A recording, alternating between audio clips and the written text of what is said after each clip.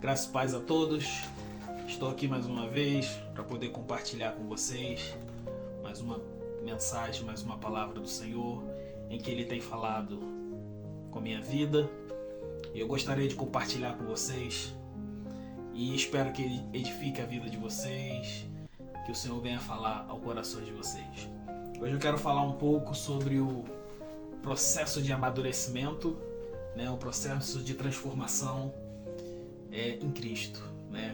Quando nós aceitamos o Senhor como nosso Salvador, como o Senhor da nossa vida, nós passamos a nossa caminhada, é uma caminhada de amadurecimento, de transformação, de modelação através dos princípios de Jesus, os princípios de Deus na nossa vida. Gostaria de ler um texto que está no livro de Tiago, no capítulo 1, o verso 2, de 2 a 4.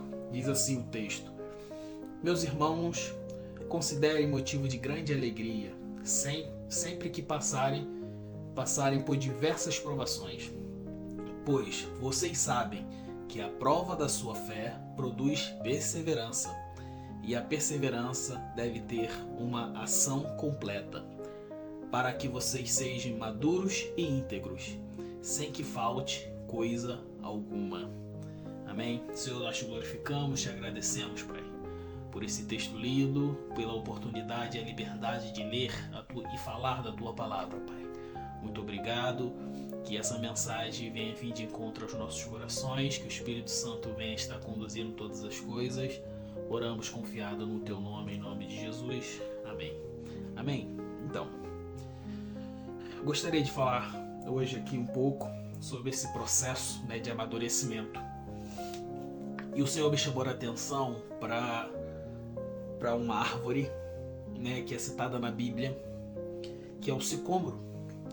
O sicômoro ele é citado na Bíblia em alguns textos, e isso acabou chamando a minha atenção, e o Senhor me chamou a atenção por alguns detalhes dessa árvore. O sicômoro, ele, em algumas versões da Bíblia, ele é citado como a figueira brava. Então, a figueira brava é a figueira que não produz o fruto dela não tem serventia. E nós vemos na passagem em Lucas 19, a passagem sobre quando Jesus entra em Jericó, e lá tinha um chefe dos publicanos, é o Zaqueu, é um texto muito conhecido, Zaqueu queria ver Jesus, e ele era de baixa estatura, ele era um menino muito baixo, uma pessoa muito baixa, e a multidão não deixava com que ele conseguisse ver Jesus. Então ele se adianta, sobe em um sicômoro para ficar mais alto, para poder ver Jesus. Outro texto que cita também o sicômoro é no livro de Amós, que fala que Amós ele era um agricultor de sicômoros. Isso chamou minha atenção, porque algumas versões da Bíblia falam que era uma figueira brava, se referindo que o fruto dela não servia. E ao mesmo tempo, lá em Amós, diz que ele era um agricultor de sicômoros. Isso me deu uma intriga. E eu fui buscar um pouco informações para tentar entender. E o Senhor falou muito comigo, quando eu busquei informações sobre isso. Como é que funciona? O sicômoro, que é uma espécie de figueira, ela tem um fruto muito semelhante ao figo, chamado por muitos por figo mesmo, mas é um fruto semelhante, sendo que o sicômoro ele não tem a capacidade de fazer com que o fruto amadureça.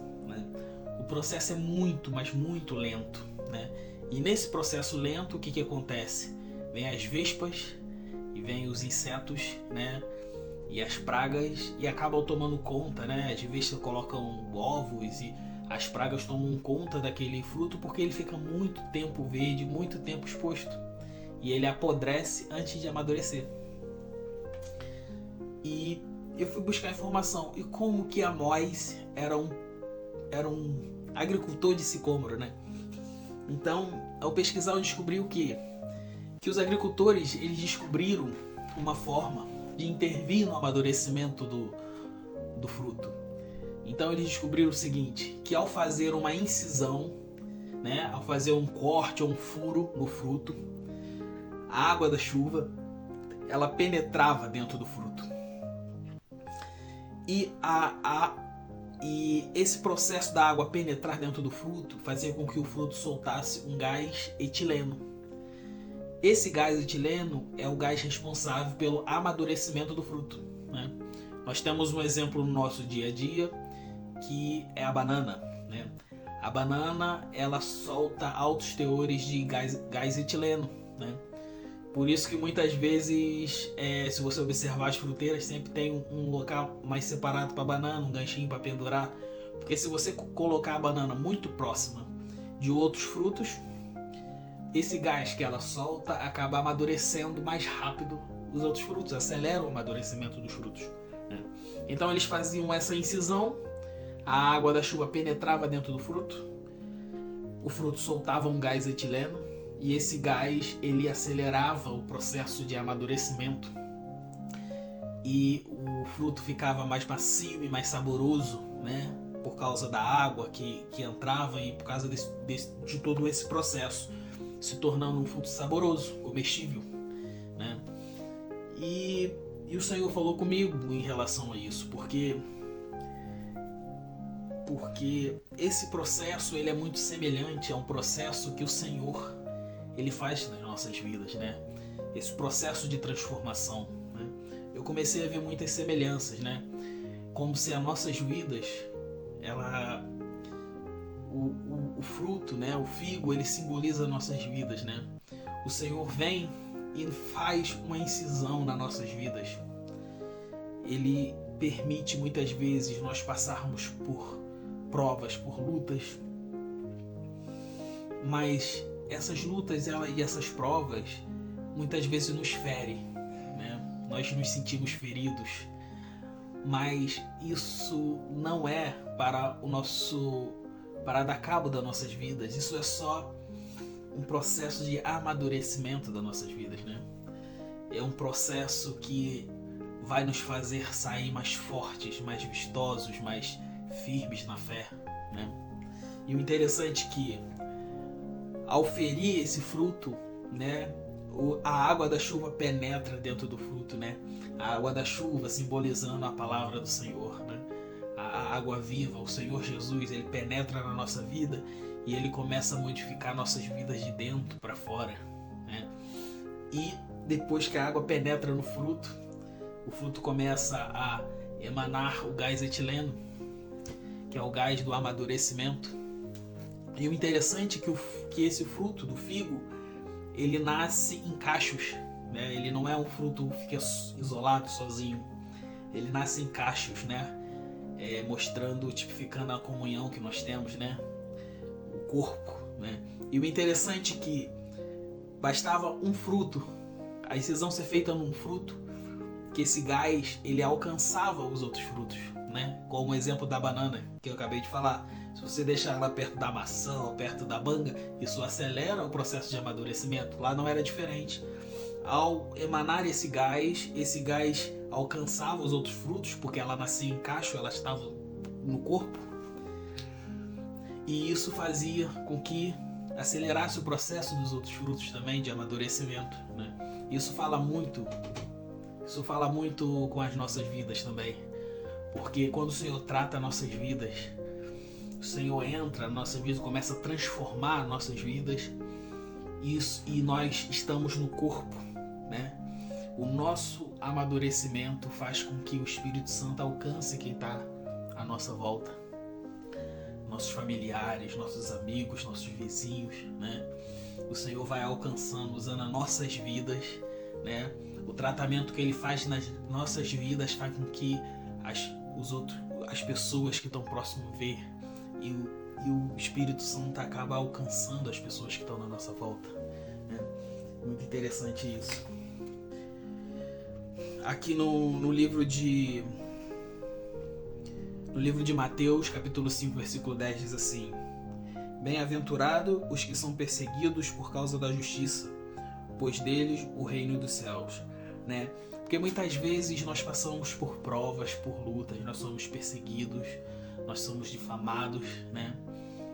E a palavra diz que nós somos bem-aventurados por estar passando por isso, nós somos felizes, né? Isso quer dizer que nós estamos alinhados com o propósito do Senhor nas nossas vidas.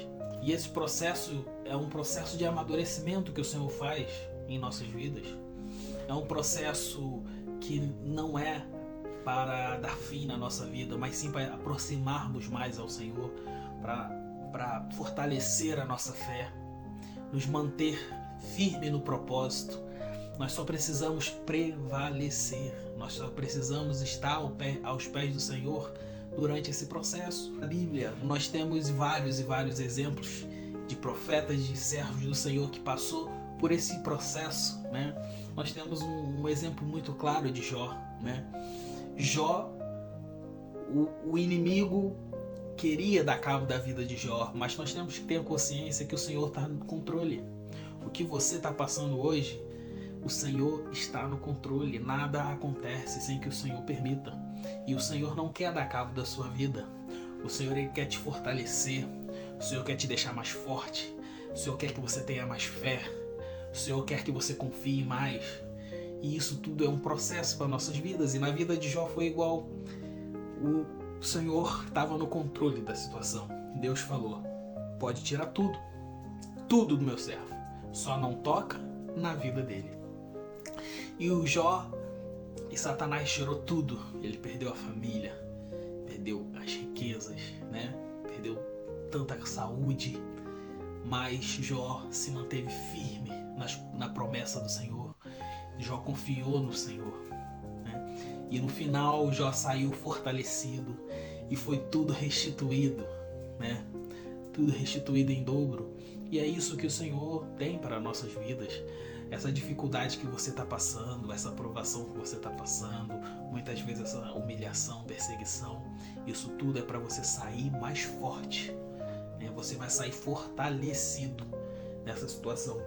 E o interessante é que esse gás, né, esse gás etileno que é responsável pelo amadurecimento, esse gás ele acelera em até 8 vezes a velocidade do amadurecimento do fruto, né? E o Senhor me mostrou que o 8, né, o Senhor me levou lá na criação do mundo, né? O Senhor criou o mundo e concluiu o seu projeto de criação até o 7º dia, né? No 7º dia, Deus concluiu aquele ciclo de criação, né? E no 8º dia foi um novo recomeço. É o início de um novo ciclo, né? E esse gás fala muito disso, que depois que nós passamos, né, pelas provas, pelas lutas, pelas provações que o Senhor nos faz, quando nós saímos aprovados, né, nós iniciamos um novo ciclo, né, um novo recomeço, né, dali para frente.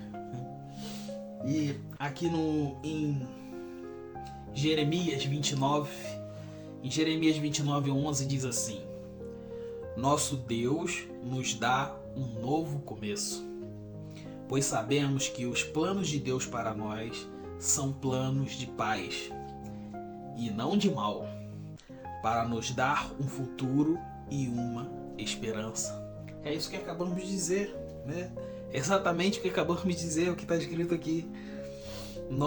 Nosso Deus nos dá um novo começo.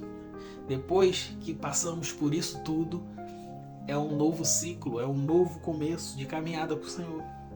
Aí fala aqui: pois sabemos que, isso é muito importante, nós temos que saber, nós temos que ter a consciência que os planos de Deus para nós são planos de paz, não são planos, e continua, e não de mal. Não é um plano de destruição, é um plano de paz. Nós precisamos confiar no Senhor. Tudo que o Senhor permite que nós passamos, isso é um plano de paz, conforme diz a palavra. É um plano para edificar as nossas vidas, para aumentar a nossa intimidade com o Senhor, para aumentar o nosso nível de intimidade com o Senhor. Não é um plano de mal, não é para dar cabo da sua vida, não é para que você pereça, é para que você viva. E viva, né? Que tenha vida e vida em abundância. Para nos dar um futuro e uma esperança, né? O Senhor faz isso tudo para que nós cada vez possamos nos santificar mais, para termos um futuro com o Senhor, na eternidade com o Senhor. Isso tudo é um processo de amadurecimento. É um processo que o Senhor está nos preparando para morar com Ele eternamente, né? Nós precisamos confiar no processo do Senhor. Nós precisamos confiar no Senhor, que tudo que nós passamos é da permissão do Senhor, né? Em 2 Coríntios 4,17 diz assim: Pois a nossa leve e momentânea tribulação está produzindo para nós um peso eterno de glória, que pesa mais do que toda tribulação. Vou ler de novo. Pois a nossa leve e momentânea tribulação. O que você está passando, meu irmão, pode parecer gigante, pode parecer muito pesada, mas a palavra de Deus diz que ela é leve, porque o fardo pesado de Jesus já levou naquela cruz. O fardo pesado já foi levado pelo nosso Senhor. Isso que nós estamos passando, a palavra de Deus diz que são leve e momentâneas tribulações. Você acha que você está passando é pesado demais? Imagina o que Jesus passou naquela cruz. O fardo, o peso do nosso pecado que Ele levou, aquilo sim era um fardo pesado. O que nós passamos são leves e momentâneos, né? E isso contribui. Essa tribulação que nós passamos, ela contribui, ela pesa para a nossa ida para a glória com Deus. Em Romanos 12:12 diz assim, ó: Alegre-se sempre na esperança, sejam pacientes na tribulação e perseverem na oração. É perseverar na oração. Tá passando dificuldade, tá difícil, persevere na oração, ore, jejue, busque, porque é uma provação e nós precisamos sair aprovados da provação. Então nós precisamos perseverar, hein? E em Salmos 119:71 diz assim: Foi-me bom ter sido afligido, para que aprendesse os teus estatutos. Nós temos que ter o entendimento que o que nós passamos, o que Deus permite nós passarmos, né? A incisão, né? A incisão que Deus faz nas nossas vidas muitas vezes nos machuca, dói. Mas nós precisamos ter o entendimento que isso é para o nosso amadurecimento, né? Em Salmo diz que foi bom ter sido afligido. Quando nós passamos por isso tudo, que nós vemos que esse processo que passamos de uma luta, de uma perseguição ou de qualquer coisa que venha afligir a sua vida, quando tudo se passa, nós olhamos e vemos que foi bom ter sido afligido, porque isso nos deixou mais fortes, isso nos deixou mais próximo do Senhor. Amém? Para que aprendesse os teus estatutos. Isso tudo foi para nos ensinar, para nos amadurecer. Da mesma forma que o sicômoro, ele, pela natureza dele, ele não consegue amadurecer. Ele é um fruto duro e amargo, sem utilidade. Assim também as nossas vidas sem o Senhor. Mas quando o Senhor intervém na nossa vida, a palavra do Senhor entra dentro da nossa vida, como a água da chuva entra dentro do fruto do sicômoro, inicia-se uma transformação de vida de dentro para fora. E isso nos faz amadurecer e amadurecer as pessoas, né? Abençoar as pessoas que estão à nossa volta. E que possamos a cada dia mais ser maduros para entender que a provação, as lutas, né, as provas que passamos, isso tudo é para nos prepararmos, para nos santificar a cada dia mais, para nos dar intimidade com o Senhor, para nos abençoar. Quando nós temos essa visão, né? Essa visão nos ajuda a perseverar no meio das lutas e provações, porque o Senhor não nos abandona. O Senhor, Ele está no controle de todas as coisas. Nós precisamos confiar. O Senhor está cuidando das nossas vidas. Nenhum mal vai atingir a nossa vida. Nós precisamos confiar. Amém? E isso foi o que o Senhor falou no meu coração. Poderia ficar falando por muito mais tempo, né? Mas é um resumo muito grande e o Senhor me cobrou que eu pudesse compartilhar um pouco desse entendimento nisso que Ele falou comigo, né? Que possamos a cada dia sair das nossas batalhas, das nossas guerras, fortalecidos no Senhor. O Senhor, Ele está no controle, não se esqueça disso. Permita que o Senhor haja na sua vida. Permita, confie no processo. Muitas vezes dói, né?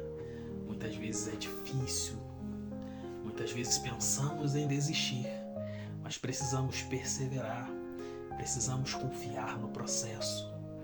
Deus está nos preparando para morar com Ele na eternidade. Então precisamos confiar que o Senhor está no controle de todas as coisas. Amém? Que o Senhor esteja com você. Para você que ficou até aqui, Deus abençoe a tua vida. E até uma próxima vez. Tchau, tchau.